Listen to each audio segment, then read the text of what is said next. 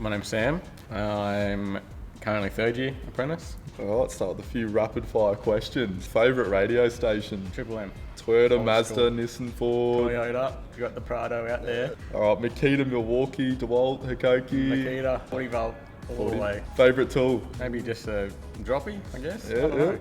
First tool you bought? Oh, that was the combo kit. That was the 6-piece or 9-piece, whatever it was. Dogs or cats? Dogs. Favourite footy team? Go for the Knights. AFL is the Bulldogs. Coffee or tea? Coffee. Favourite smoko food? Ooh, leftovers from the night before.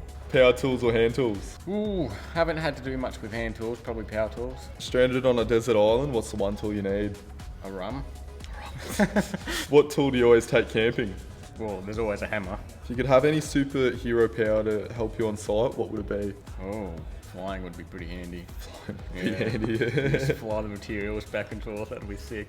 Ever use duct tape or cable ties to fix something? Yes, all the time. If you could take the day off from your trade to try another trade, what would it be? Ooh, yeah, I don't know. Sparky, I guess. Sparkies. Don't have to clean up after Throw a yourself. few wires Yeah. around. Yeah. Easy. If you could have any celebrity as a co-worker for a day, who would it be and why? Oh, Ryan Reynolds. Ryan Reynolds. Yeah, Why is that? That'd be sick. He's a funny guy. Strangest, most random thing you've ever found on site. And maybe like old coins and all that in, but behind walls is pretty random. Nothing weird yet. What is your go-to breakfast? Bacon and eggs. What's the dream work rig? 79. 79, Or yeah. Max. What made you choose chipping as a trade? Well, this is my second career. Yep. First career, I was a paramedic in Victoria. Yep. Did that for 5 years, but growing up I was always interested in carpentry and construction, and I did those subjects at school, always liked it, always was helping Dad around the house at home, and Yeah. then got sick of my old career, just wasn't for me anymore in the shift work, so I thought we'd make the change and move back up here with the family and start the new career, and Yeah. no regrets. How did you end up with this company? Applied for a position or? Well, I emailed actually a heap of people when I first was looking, and Yep. I got a lot of replies back, but wasn't really what I was looking for. And then I posted up on the Facebook group, and Adrian messaged me back saying who he was and what the business company's about and all that. And I thought, that looks all right. So went and had a meeting with Adrian, and here we are. Can you remember your first day on site and how you felt? I felt like a fish out of water. Yeah. I had absolutely no idea what I was doing there. Yeah. I was very out of my depth. It was just walking around not knowing anything basically. Yeah. And it was right at the start of a build, so we're digging the foundations and footings, and yeah, it was all new. I was very lost basically. Any cool injury stories? My previous job, I had as a paramedic, I had a bloke. He just finished his sheet metal apprenticeship, and his hands got pulled into the table saw, and he's sliced right through his fingers, and did quite the mischief.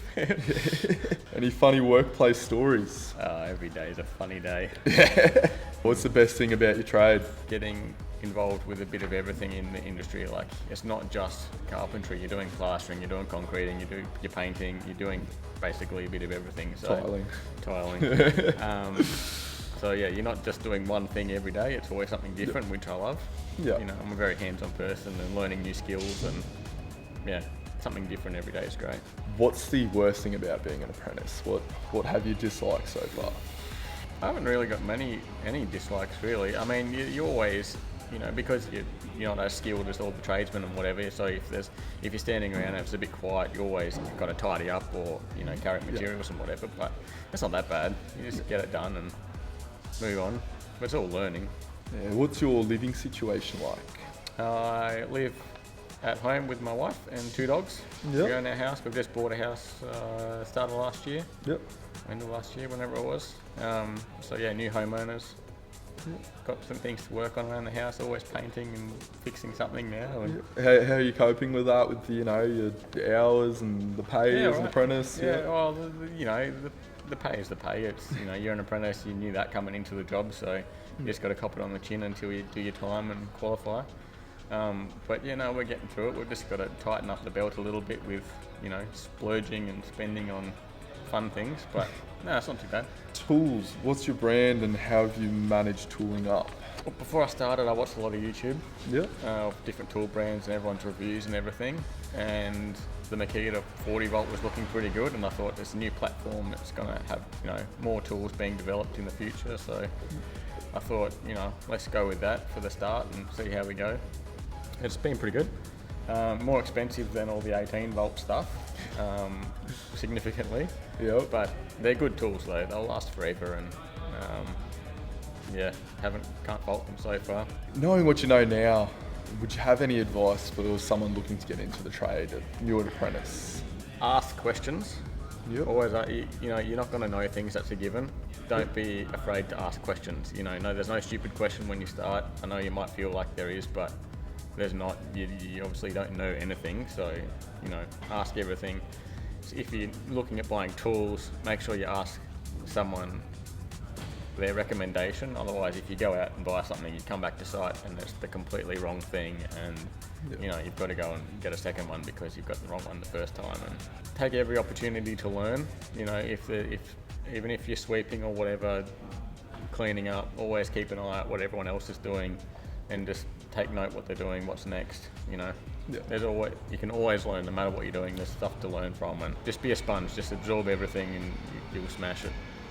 But don't just stand there and just do your own thing, just watching the clock go by and waiting for home time or smoko. You're not going to get far. You need to be on the ball, paying attention.